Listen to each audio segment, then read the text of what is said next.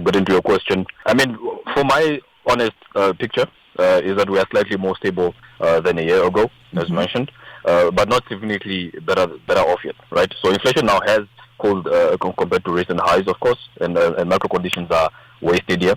But many households will still feel pressure, right? So the economy is on a firmer ground, but everyday life hasn't fully caught up just yet. Now, Kleopas, we keep hearing forecast of moderate growth in 2026. What does that actually mean in real life for the jobs and incomes? All right. So with moderate growth, basically means the economy is expanding, right?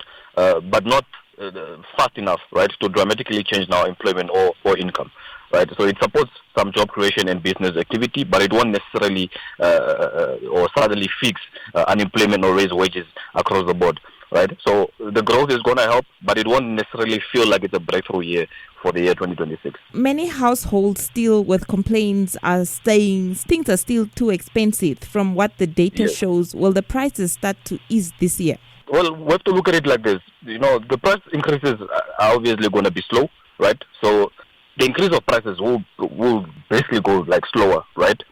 But now that doesn't obviously mean the prices are also now going to be falling, right? So essential costs like food, fuel, and housing, of course, are likely to remain high, especially since Namibia relies heavily on imports. So households may obviously see now more stability, but not necessarily a meaningful relief. Is inflation under control now, or is it still a threat to people's spending power? Well, on inflation, right? Inflation is more controlled than before, right? But it's still a risk, okay? So external factors like obviously your fuel prices, exchange rates, and global supply shocks can quickly push costs much higher again, right? So inflation is much calmer, but it's not necessarily gone. Kleopas, unemployment, especially among the youth, remains one of the biggest concerns in Namibia.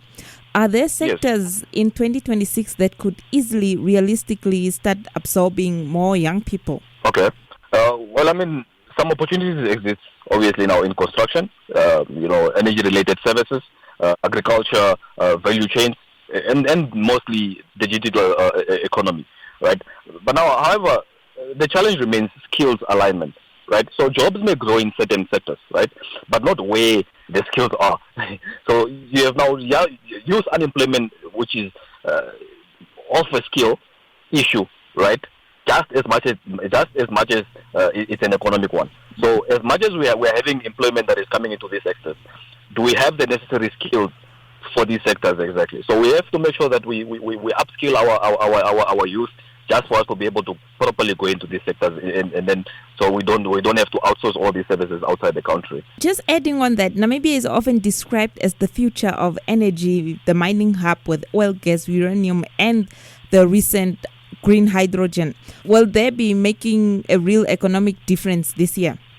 Speaking from the pride of us being seen as that, 2026 is more about preparation, right, then payoff. We're not there yet, right? So we're still busy with preparation. So large projects like oil, gas, and green hydrogen take time, right? So the real benefits come later through construction services and supply chains, of course. So we have to make sure that our expectations should also be realistic. So we are not there yet, but we are definitely getting there. We are in the process. When you say we are not there yet, when can we start speaking about being there? How many years from now are we speaking about after preparations to say this is when we'll be harvesting? Well, I mean, when it comes to harvesting from these resources, let me say, for instance, it will take some time, but you can never really give a specific timing on these things, right? Because we have to now make sure that our investments coming through, do we have the right skills? If we have to go back to now upskilling, right? Do we have the right skills? Do we have the right resources now to extract whatever it is whatever resources that we're trying to extract, right? So as much as it might take a bit of time, the most important thing is that we are in the process of getting these things done.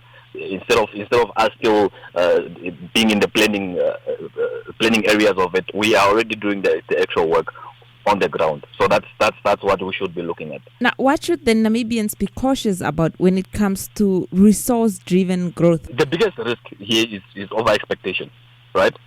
So now, because the resources sectors don't automatically, let's say, create broad jobs, and they can obviously now increase inequality, of course, if not managed well, right? So policy discipline and reinvestment into skills and infrastructure are very critical. And if you've noticed, the most important thing that we keep on coming back is the skills. Let's make sure we upskill our youth.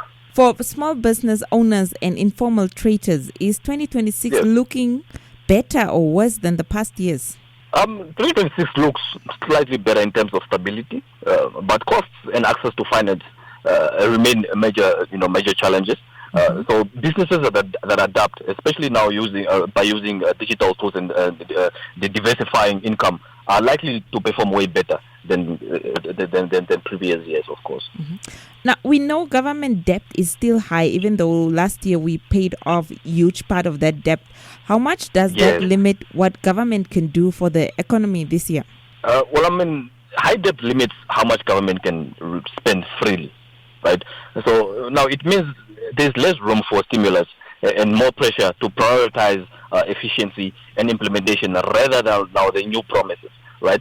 So the focus will mostly be on doing more with what's already available at the moment. Finally, if you had to analyze 2026 economically in simple terms to an ordinary Namibian, should they be hopeful, worried, or realistic? I think I'll have to combine those two. So I believe realistic optimism is the right mindset. So because there are opportunities ahead, but progress will be gradual, right? So let's not get overexcited, right? 2026 is about consolidation and preparation, not a sudden transformation. Okay, so 2026 won't feel easy, but it could feel more stable, right? And the stability is the foundation for the growth.